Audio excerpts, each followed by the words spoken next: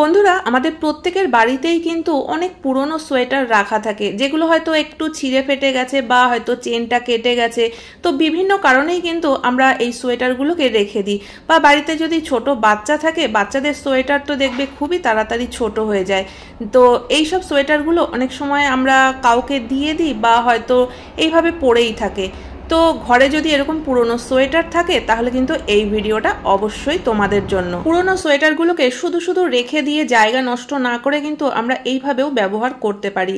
তো 5টি অসাধারণ আইডিয়া নিয়ে আজ আবার হাজির হয়ে গেলাম। তো নমস্কার বন্ধুরা, মৌস ফ্যাশনে তোমাদের সকলকে স্বাগত জানাই। আশা করি তোমরা সকলেই ভালো আছো। তো চলো দেখে নেওয়া যাক আজকের প্রথম টিপস। তো দেখো বন্ধুরা, এখানে আমি একটা বক্স নিয়ে নিয়েছি। তো আমরা অনলাইন থেকে যখন কোনো কিছু অর্ডার করি তো এই ধরনের বক্স তো পাই, আমরা কি করি বক্সটাকে ফেলে দিই।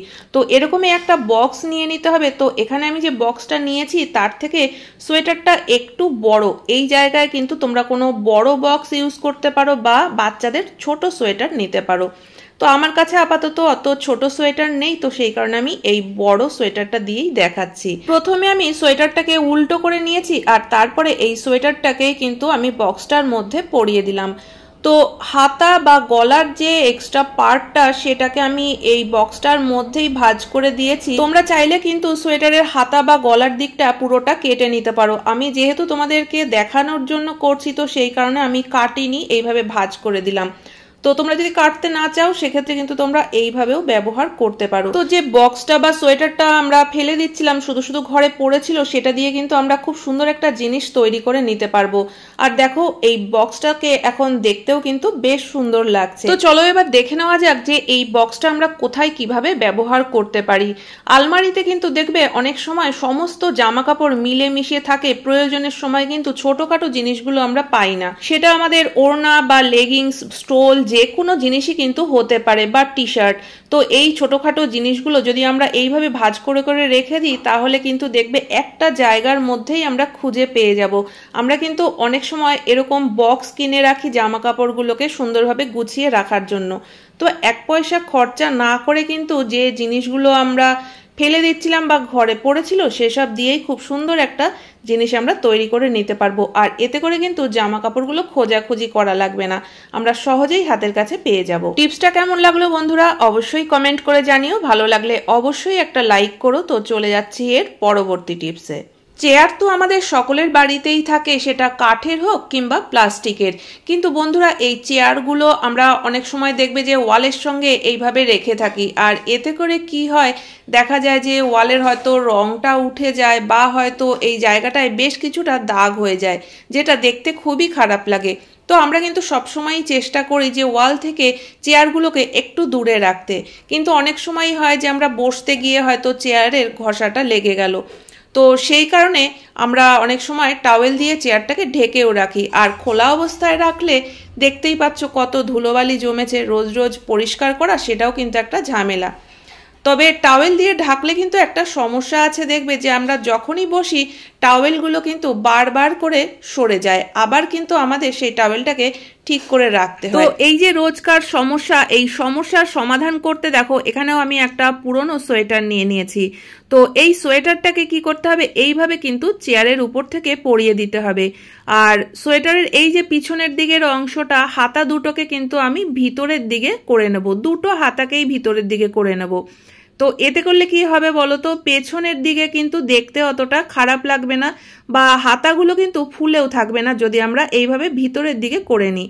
আর যদি কলার না থাকে তাহলে তো কোনো সমস্যাই নেই, যেহেতু সোয়েটারটায় কলার আছে আমি একটা সেফটি পিন দিয়ে আটকে দিলাম। সোয়েটারটা যেহেতু অনেকটাই মোটা, তো সেই কারণে আমরা যদি বসার পরে কোনোভাবে ও চেয়ারের সঙ্গে ওয়ালের ঘষা লেগেও যায় তাতেও কিন্তু দেখবে যে এই সোয়েটারটা থাকার কারণে কোনোভাবেও ওয়ালের রং উঠে যাবে না। আর এছাড়াও দেখো দেখতেও বেশ ভালো লাগছে, এর মধ্যে কোনো রকম কোনো ধুলো বালিও কিন্তু চেয়ারে পড়তে পারবে না। তো যে জিনিসটা পড়ে রয়েছে সেই জিনিসগুলো কিন্তু আমরা এইভাবে ব্যবহার করতে পারি। তো চলে যাচ্ছি এর পরবর্তী টিপসে। আর এবারের টিপসটা কিন্তু মশারি সংক্রান্ত। বন্ধুরা, যাদের বক্স খাট নেই তারা কিন্তু দেখবে এরকম বিছানার উপরেই বালিশ মশারি সবকিছু গুছিয়ে রেখে দেয়। তো জিনিসটা দেখতে কিন্তু খুবই খারাপ লাগে মশারির জন্য, সেটা আমরা বালিশের উপরে রাখি বা বালিশের পাশে, দেখতে জিনিসটা ভীষণই খারাপ লাগে, কিন্তু কিছু করারও থাকে না। তো আমরা কিন্তু এখানেও একটা পুরনো সোয়েটার ব্যবহার করতে পারি, এতে করে কিন্তু মশারি যে রয়েছে সেটা বোঝাই যাবে না। তো তার জন্য দেখো এখানে আমি একটা সোয়েটারকে উল্টো করে নিয়েছি, আর এবার এই যে সোয়েটারের হাতা দুটো সেই দুটোকে একটু হালকা করে বেঁধে দিচ্ছি, খুব টাইট কিন্তু করব না।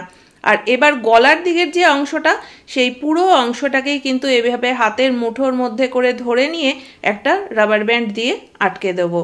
তো এবার যে কাজটা করতে হবে, দেখো সোয়েটারটাকে আমি সোজা করে নিচ্ছি। এবার দেখো সোয়েটারের ঠিক মাঝ বরাবর কিন্তু আমি মশারিটাকে ভাঁজ করে দিয়ে দিলাম, আর এবার একটু চারিপাশটা পিটিয়ে নিতে হবে যেন সব জায়গায় সমানভাবে থাকে।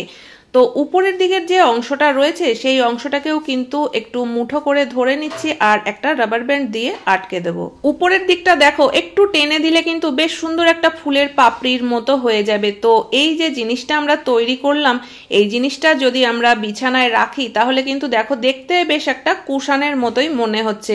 এর মধ্যে যে আমরা মশারি রেখেছি সেটা কিন্তু বোঝাও যাচ্ছে না, বা দেখতেও কিন্তু জিনিসটা বেশ ভালো লাগছে। কেমন লাগলো টিপসটা অবশ্যই কমেন্ট করে জানিও। চলে যাচ্ছি এর পরবর্তী টিপসে। আমাদের প্রত্যেকের বাড়িতেই কিন্তু কাচের নানা ধরনের বাসন থাকে, সেটা এরকম বাটি হতে পারে বা ছোট বড় প্লেট হতে পারে। আর এই সব জিনিসগুলো যদি কখনো প্রয়োজন হয় এক জায়গা থেকে অন্য জায়গায় নিয়ে যাওয়ার, তাহলে কিন্তু খুবই সমস্যায় পড়তে হয়, কারণ খুব সাবধানে যদি আমরা এই জিনিসগুলো না নিতে পারি, সামান্য একটু আঘাত লাগলেই কিন্তু এই সেটের জিনিসগুলো ভেঙে নষ্ট হতে পারে। তো দেখো এখানে কিন্তু আমার সেটের একটা বাটি বেশ অনেকটাই ভেঙে গেছে। তো এরকম যেন ভেঙে না যায় এক জায়গা থেকে অন্য জায়গায় নেওয়ার সময় কিন্তু তোমরা এইভাবে একটা পুরনো সোয়েটারের ব্যবহার করতে পারো। তো দেখো আমি উল্টো করে নিয়েছি সোয়েটারটাকে, আর সোয়েটারের যে হাতাটা সেটা আমি হালকা করে একটু বেঁধে নিলাম। তো এবার কিন্তু আমরা কাচের প্লেট বাটি বা যে কোনো কাচের বাসনপত্র যদি আমরা এইভাবে করে গুটিয়ে নেই, তাহলে কিন্তু দেখবে আর একটু আধটু আঘাতে এই জিনিসগুলো ভেঙে নষ্ট হওয়ার কোনো সম্ভাবনা থাকবে না। তো উপরের দিকের অংশটাকে আমি এরকম ভাবে ধরে একটা রাবার ব্যান্ড দিয়ে আটকে দিলাম।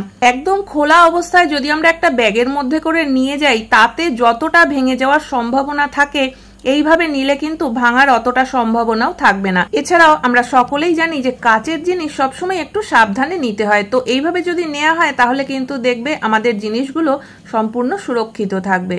তো চলে যাচ্ছি এর পরবর্তী টিপসে। এবার যে টিপসটা তোমাদের সঙ্গে শেয়ার করছি সেটা করার জন্য কিন্তু প্রথমে সোয়েটারটাকে উল্টো করে নিতে হবে, আর তারপরে এই হাত দুটোকে কিন্তু হালকা করে একটু বেঁধে দিতে হবে। তবে এই কাজটা করার সময় একটু টেনে কিন্তু কাঁধ দুটোকে সমান রাখতে হবে, যেন কাঁধের দিকের অংশটা ভিতরের দিকে একদম ঢুকে না যায়।